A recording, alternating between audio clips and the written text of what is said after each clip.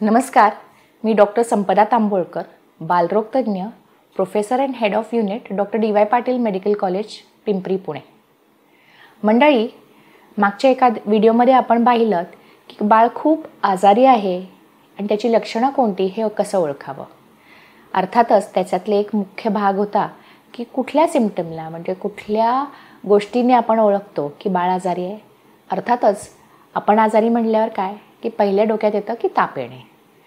तेव्हा आपण आता या व्हिडिओमध्ये बाळाला ताप आला तर काय करावं हे आपण थोडक्यात बघूया.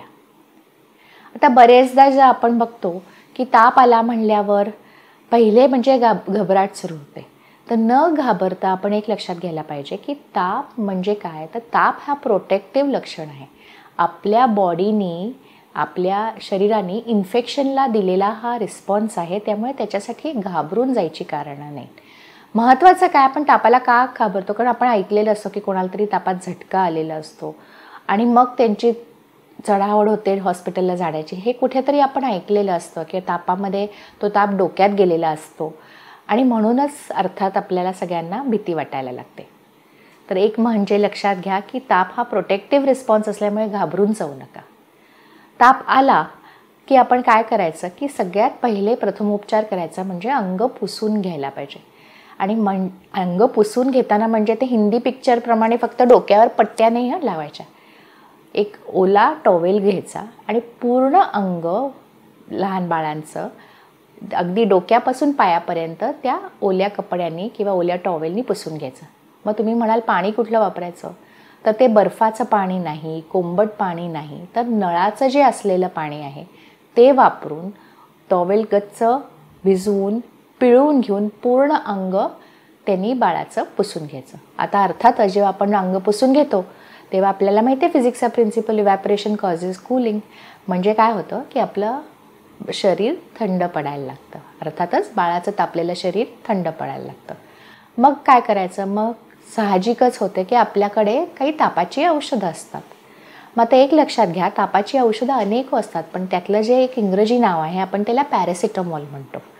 पॅरासिटामॉल म्हणजे काय की हे थेंब किंवा हे सिरप्स किंवा ही गोळी त्यांनी आपल्या तापातले रिसेप्टर्स प्रभावित होऊन आपला ताप कमी करायला सुरुवात करतात. म्हणजे काय, तर एक लक्षात घ्या की अशा या 2-3 प्रकारच्या बाटल्या असतात.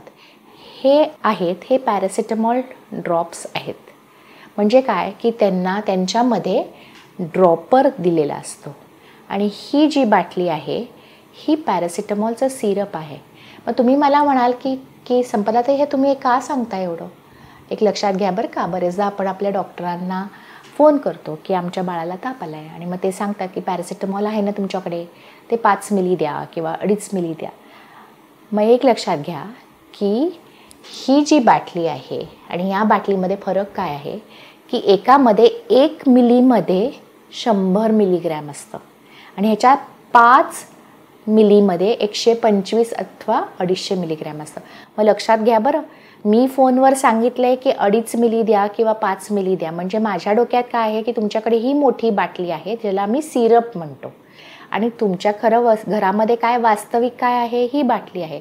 म्हणजे तुम्ही हे 5 मिली औषध दिलं तर बाळाला 5 पटीनं जास्त डोस होऊन बाळाला त्याच्या लिव्हरला त्रास होऊ शकतो. त्यामुळे एक लक्षात घ्या की तुमच्याकडे पॅरासिटामॉल कुठल्या प्रकारचं आहे. तुमच्याकडे सिरप आहे म्हणजे ही मोठी बाटली ज्याच्यावर कॅप असते, का तुमच्याकडे ड्रॉपर असलेली छोटी बाटली आहे.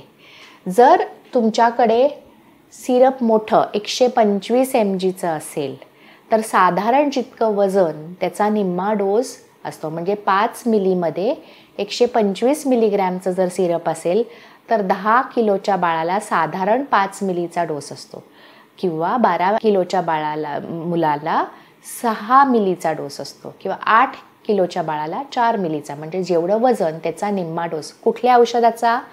5 मिलीमध्ये 125 मिलीग्रॅम असल्याचा.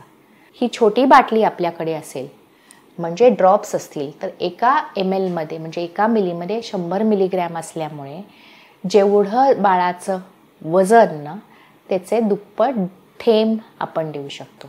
आणि साधारण हे 8 ते 9 किलोपर्यंतच वापरावं कारण त्याच्यानंतर मग काय होतं तो डोस कमी पडत जातो. त्यामुळे थेंबाचं औषध शक्यतो आम्ही पहिल्या 3-4 महिन्याच्या बाळांना जास्त देतो किंवा 6 महिन्यापर्यंत देऊ शकतो, किंवा ज्यांचं वजन साधारण 5 किलो 6 किलो आहे आणि जेवढा तुमचं वजन त्याच्या दुप्पट डोस, म्हणजे समजा जर बाळाचं वजन 5 किलो आहे तर हे साधारण 10 थेंब द्यायचं. जर बाळाचं वजन 6 किलो असेल तर साधारण 12 थेंब द्यायचं.